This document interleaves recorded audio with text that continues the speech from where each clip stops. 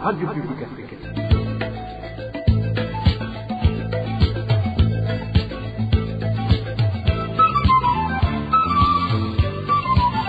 Radio Publique Africaine.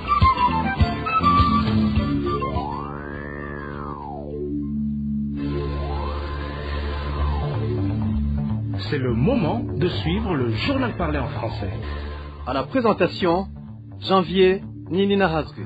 Vous êtes les bienvenus, chers auditeurs et auditrices, au journal de la radio publique africaine parlé en langue française ce samedi 13 décembre l'an 2025. Sans tarder, passons immédiatement au titre de l'édition. Gitega menace de mener une contre-attaque une fois que Kigali raviverait davantage les hostilités. Les soi-disant hostilités pourtant que Kigali rejette en bloc. Au moins 10 ménages ont été cambriolés au quartier Gatunguru, zone Rubirizi, en commune Nahangwa, en deuil en 3 jours. 2500 réfugiés congolais installés depuis jeudi sur le littoral du lac Tanganyika dans la localité de Magara, en zone Gitaza, sont sans aucune assistance humanitaire. Et c'est tout pour le sommaire. Restez à l'écoute, le développement, c'est dans quelques instants. Encore une fois, bienvenue. Ouvrons cette édition par la page politique et sécuritaire. Le Burundi met en garde le Rwanda et affirme être prêt à se défendre si Kigali poursuit des attaques contre le territoire burundais. Cette mise en garde a été formulée au 12 décembre 2025 par le représentant du Burundi auprès des Nations Unies lors d'une réunion du Conseil de sécurité de l'ONU consacrée à la mission de l'Organisation des Nations Unies pour la stabilisation en République démocratique du Congo, MONUSCO. Le Burundi accuse le Rwanda d'être à l'origine et des tirs d'obus qui ont touché la commune Chibitoke, blessant 2 personnes ces derniers jours. Ces déclarations ont été faites par Zéphirin Maniratanga, représentant permanent du Burundi auprès de l'ONU, peu après que la ville d'Uvira, frontalière avec le Burundi, soit sous le contrôle du M23. Suivez plutôt Zéphirin Maniratanga, représentant du Burundi auprès des Nations Unies. Le Burundi souhaiterait informer cet auguste conseil qu'il a pris très au sérieux le message des bombes envoyées à partir du Rwanda le 4 décembre sur le sol burundais, dans la commune de Chibitoke, blessant une femme et un enfant. Nous considérons cet acte comme une provocation grave et une manifestation d'une attitude belliqueuse que nous condamnons fermement. Je tiens à être clair, la retenue a des limites. Si ces attaques irresponsables devaient se poursuivre, il deviendrait extrêmement difficile d'éviter une escalade directe entre nos deux pays. Le Burundi ne pourra pas tolérer des violations répétées de son intégrité territoriale et se réserve le droit de faire usage de la légitime défense conformément à l'article 51 de la Charte des Nations Unies. Le Burundi reste un partenaire fiable pour la paix et la sécurité régionale. S'il a pu défendre les populations civiles avec hauteur dans toutes les missions où il a été déployé, le Burundi ne peut pas croiser ses bras face aux provocations et à la violation de son intégrité territoriale, face aux attaques contre la population, sa population, et nous ne pouvons pas croiser nos bras face aux atteintes portées à la stabilité de nos frontières. Notre message aujourd'hui est donc un message d'appel à la mesure, à la fermeté contre les violations avérées et à une action concertée qui permette à l'est de la RDC et en particulier à des zones comme Uvira d'entrevoir enfin un avenir de paix durable. De son côté, le Rwanda a rejeté ces accusations lors de la même séance, affirmant de mener aucune action militaire sur le territoire burundais et ne nourrir aucun projet d'attaque contre le Burundi. L'ambassadeur du Rwanda auprès des Nations Unies, Martin Ngoga, a plutôt déclaré que des tirs sont partis du Burundi et ont atteint la zone de Bugarama en territoire rwandais. Suivez Martin Ngoga, représentant de Kigali auprès des Nations Unies. Je tiens à préciser que la République du Rwanda ne mène aucune guerre contre la République du Burundi et n'a aucune intention de le faire. Au contraire, une attaque est partie du territoire burundais et a visé la zone de Bugarama au Rwanda, ainsi que certaines parties de la République démocratique du Congo, lorsque des réfugiés étaient entrés sur le territoire rwandais. Le Haut Commissariat des Nations Unies pour les réfugiés est déjà saisi de la situation. Je souhaitais donc apporter cette clarification pour le compte rendu. C'était Martin Ngoga, représentant du Rwanda auprès des Nations Unies. Le parti Codebu demande au gouvernement burundais de vider le contentieux de 2015 pour permettre aux réfugiés de rentrer librement et en même temps dialoguer avec les pays voisins. Stéphanie Vizi, président de ce parti, estime que si le climat politique actuel reste tel qu'il est, l'histoire retiendra une époque qui a conduit le pays au pire. Suivez Kefa Nivizi. Le parti Codebu estime que pour le renforcement de la paix durable au Burundi, la priorité doit être le renforcement de la cohésion sociale par le dialogue et plus particulièrement vider le contentieux électoral de 2015 afin de permettre à tous les réfugiés de rentrer librement. Mais aussi, il faut un dialogue urgent avec tous les pays voisins du Burundi pour définir les conditions de cohabitation pacifique et digne pour tous. Il faut également l'ouverture de l'espace politique en abandonnant la doctrine du parti unique parce qu'elle ne sert à rien et qu'à ruiner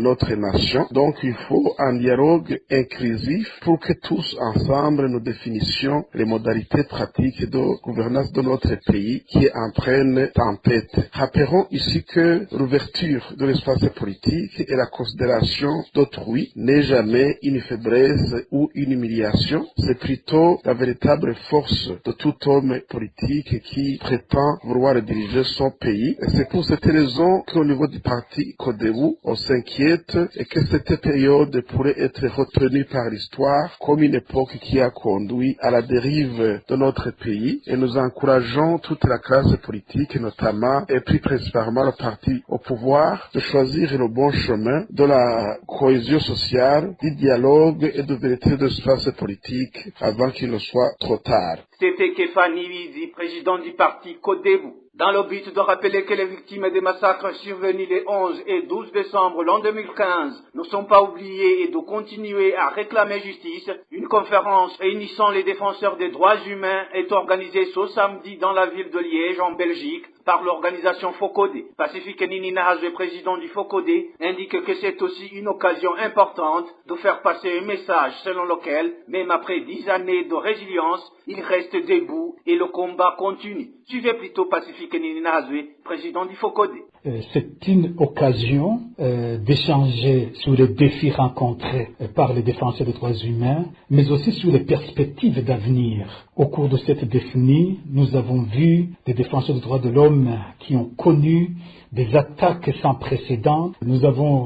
Certains ont même échappé à la mort, comme Mutamatie Kraver Bonima, mais les autres aussi ont subi des situations extrêmement difficiles, mais malgré les conditions difficiles, des défenseurs des droits humains burundais n'ont pas abandonné le combat. C'est dans ce sens qu'aujourd'hui nous nous rencontrons, échanger nos expériences, mais aussi échanger sur la continuité, sur les perspectives d'avenir de notre action au cours des années à venir. Il est également organisé un concert du groupe mythique burundais Lion Story. C'est un groupe que certains considèrent comme des prophètes qui ont prophétisé, qui ont donné des messages citoyens extrêmement importants avant les manifestations de 2015, et aussi ils ont subi des menaces extrêmement graves. Les membres de ce groupe se trouvent en exil pour le moment, et ce sera encore une fois l'occasion d'une rencontre entre les Burundais de la diaspora et ce groupe que nous considérons mythique, qui va donner aussi bien les messages passés, mais aussi leurs nouveaux messages. Et tout ce travail consiste à dire que nous sommes restés debout dans notre diversité, défense des droits humains, des gens comme ce groupe, des artistes, ceux-là aussi sont restés debout. Nous allons le rester même dans les années à venir, jusqu'au moment où la situation va finalement se normaliser dans notre pays. Je voudrais enfin rappeler qu'au cours de cette semaine, nous avons également organisé un moment de mémoire, de commémoration de ce que nous appelons le 12-12 massacre, c'est-à-dire les tueries des 11 et 12 décembre 2015. Là aussi, le message, c'est le même. C'est de dire que nous n'avons pas oublié les nôtres, tués, assassinés, victimes de disparitions forcées, de torture et de viols par le régime en place, et que nous continuons à demander justice sur ces crimes contre l'humanité. Et notre combat ne s'arrête pas, nous restons debout et nous allons continuer à exiger la vérité et la justice sur tous ces crimes. C'était là Pacifique Nina Hazoué, président du FOCODE. Une courte pause et puis on aborde la page société de cette édition. Cambriolage de maisons, quartier Gatunguru, zone Rubirizi, en commune Nahangwa de la province Bujumbura. En l'espace de 3 jours, 10 ménages de ce quartier ont été visités par des voleurs sans qu'ils ne soient appréhendés. Les habitants lancent un appel aux autorités chargées de la sécurité pour qu'elles renforcent leur présence et ainsi traquer ces bandits. C'est un reportage signé Innocent Valentin Singiranghab. Les habitants du quartier de Gatunguru dans la zone de Rubirizi de la commune de Nahangwa affirment que les cambriolages ont lieu jour et nuit. Cependant, ils seraient plus fréquents la nuit. Notre source du quartier Gatunguru confirme qu'il ne se passe pas une nuit sans cambriolage. Les cambrioleurs s'introduisent dans les maisons, qu'elles soient clôturées ou non, et toutes sont dévalisées. Un habitant cite l'exemple du 10 décembre, jour où 10 maisons du quartier de Gatunguru ont été cambriolées simultanément. Dans le quartier de Gatunguru, zone de Rubirizi, les vols ont de nouveau augmenté. Dans la nuit du 10 décembre, plus de 10 maisons ont été cambriolées. Nous témoignons donc en tant que voisins témoins de ces vols qui ont été commis ces derniers jours. Ce qui surprend ces habitants, c'est que même les domiciles des agents de sécurité sont visés par ces voleurs. Ils signalent également qu'en journée, ils doivent rester vigilants car les voleurs emportent tout ce qui se trouve à l'extérieur. Les habitants là-bas à Gatunguru critiquent aussi la manière dont les autorités et les responsables de la sécurité semble négliger ce problème, car même lorsqu'une personne est victime d'un vol, personne ne vient lui demander ce qui s'est passé. Malheureusement, personne ne leur est venu en aide jusqu'à présent. Pas un seul mot de réconfort n'a été prononcé par les représentants du gouvernement pour les réconforter. Les habitants du quartier de Gatunguru, dans la zone de Rubirizi, commune de Nahangwa, province de Bujumbura, demandent aux administratifs et aux forces de sécurité de prendre des mesures strictes pour calmer la vague de vol qui a laissé plusieurs familles en détresse. Merci à Innocent Valentin Singiranghabo. Environ 2500 réfugiés congolais sont installés depuis jeudi dernier sur les rives du lac Tanganyika sur la colline Magara située dans la zone Gitaza, commune Mugere en province Burunga. Ces réfugiés se trouvent dans une situation de grande précarité car aucune assistance ne leur a encore été fournie et aucune organisation ne les a pris en charge. Ils passent actuellement la nuit sous la belle étoile sur les rives du lac sans couverture. Eric Nyonzima nous en dit plus. À l'arrivée du chef-lieu de la zone Magara, dans la commune de Mohota, sur Tororo des rives du lac Tanganyika, on est accueilli par les pleurs des enfants réfugiés congolais qui ont fui leur pays. Ces réfugiés se sont installés au bord du lac où ils dorment à même le sable, sans aucune protection. Ils n'ont ni abri, ni eau potable, utilisant l'eau du lac Tanganyika. Il n'y a pas de latrine et il manque même de nourriture. Un habitant de la localité indique que depuis leur arrivée, aucun bienfaiteur ni aucune organisation ne leur est venu en aide. Et notre résident vivant près du lieu d'accueil décrit une situation très difficile. C'est-à-dire que la majorité d'hommes dorment sur le sable à bord de la Tanganyika, là où ils ont installé leurs tentes. Quand la pluie tombe, même si c'est pendant la nuit, ils vont s'abriter. Selon cet habitant, le site ne dispose pas d'eau potable et les quelques latrines existantes sont largement insuffisantes. Beaucoup de personnes se soulagent à l'air libre. Ce qui est étonnant est qu'il n'y a pas d'eau potable. ils utilisent l'eau du lac Tanganyika. Et pour les toilettes, ils ont les deux toilettes qui se trouvent à l'église. Vous comprenez que les deux toilettes pour 2000 personnes n'est pas facile. Les habitants de la zone avertissent que si ces réfugiés ne sont pas rapidement déplacés vers un site approprié, des maladies liées au manque d'hygiène risquent de se propager, d'autant plus que le choléra a déjà frappé cette région. Les réfugiés lancent un appel aux personnes de bonne volonté pour leur venir en aide car ils n'ont rien à manger. Ces réfugiés viennent des localités d'Ofizi, Mbaraka, Mukwezi, Musumba et Suma dans le Sud Kivu en République démocratique du Congo. L'arrivée des réfugiés se poursuit.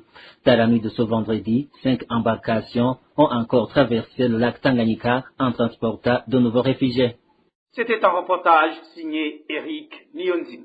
Poursuivons avec notre édition, pénurie d'eau potable au lycée Kirundo, situé en commune Kirundo de la province Butanyerera. Et cela dure depuis longtemps. Les élèves à cet établissement se plaignent de devoir parcourir des marais à la recherche de l'eau nécessaire quant aux besoins quotidiens. Une situation qui perturbe leur horaire de révision des cours. N'est-ce pas, David-Claude Mbananaï? Le lycée de Kirundo est situé à environ 4 km du centre-ville de Kirundo. Il accueille près de 340 élèves internes. L'établissement est raccordé au réseau d'eau de la Régie des eaux, mais l'eau n'y arrive qu'une fois par semaine et en quantité insuffisante. Les élèves ne peuvent même pas en stocker pour 2 jours et il arrive que l'eau soit fournie uniquement pendant la nuit, selon les informations recueillies auprès des élèves et des responsables de l'internat. Cette pénurie devient particulièrement critique pour l'hygiène, surtout chez les filles. Les élèves sont donc contraints d'aller puiser de l'eau chaque jour dans un ravin à une source située à plus de 30 minutes de marche. Ils transportent ensuite des bidons remplis d'eau jusqu'au lycée. Selon ces mêmes sources, les élèves se plaignent vivement car le temps qu'ils devraient consacrer au cours est absorbé par ces allers-retours pour chercher de l'eau. Certains enseignants reprochent également à la Régie des eaux la fréquence des pénuries. La direction de l'école souligne que non seulement les élèves se fatiguent, mais il y manque aussi d'un temps d'études suffisant. Le lycée, lui aussi, en subit les conséquences lorsqu'il tente de faire approvisionner l'eau par camion-citerne. Les frais en carburant deviennent très élevés. Certains agents de la Régie des eaux à Kirundo affirment quant à eux que la ville ne cesse de s'étendre et que la demande en eau potable augmente, ce qui expliquerait les pénuries observées, y compris au lycée. Notre source indique également qu'un projet visant à doter le lycée de Kirundo d'un forage pour assurer son propre approvisionnement en eau est en réflexion, mais les moyens financiers ne sont pas encore réunis. Merci également David-Claude Mbananayo. Et pour clore cette édition de longue file d'attente d'obus chez les usagers du transport en commun s'observe toujours aux différents arrêts de la ville de Bujumbura, surtout en fin de la journée. La principale cause reste la pénurie persistante de carburant chez plusieurs stations-service de la ville. Balthazar Mivuro nous fait le point. Dans la capitale économique de Bujumbura, si tu te promènes dans les différents endroits où sont habituellement les stations-service, on trouve une seule station-service possédant le carburant. Mais parmi les passagers qui s'est confiés à la RPA indiquent que les lignes d'attente des personnes cherchant les bus se remarquent sur les arrêts des bus pendant le soir. Ces habitants indiquent que la pénurie du carburant reste toujours persistante. Dans les heures du matin, les gens ne font plus la queue dans la ville. Ils font la queue le soir. Il n'y a pas de carburant. Quelquefois, il est disponible. D'autres jours, on ne le trouve pas. Cet habitant indique que les files d'attente des véhicules attendant le carburant restent visibles sur les stations-service. Il y a même des véhicules qui peuvent passer 2 ou 3 jours en attente du carburant. Sur le marché noir, un litre et demi est vendu à un prix trop élevé.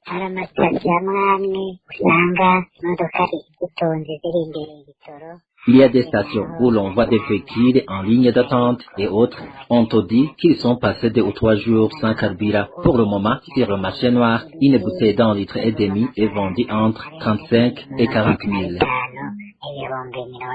La situation est ainsi au moment où les chauffeurs qui s'approvisionnaient en République démocratique du Congo ne vont plus pour le moment car le Burundi a fermé la frontière. Les chauffeurs s'inquiètent que la situation va devenir intenable, surtout que même là où ils s'approvisionnaient, aujourd'hui ils n'ont plus de cette opportunité. Et voilà, mes chers auditeurs et auditrices, c'est sur ce reportage de Balthazar Mivuro que nous mettons fin à cette édition de la RPA parlée en langue française, ce samedi 13 décembre 2025. Merci pour votre votre aimable écoute. Merci à toute l'équipe de la rédaction et à l'équipe technique pour leur bonne collaboration. À la présentation, vous étiez avec Janvier Ninina Hazoué. Excellent week-end chez vous.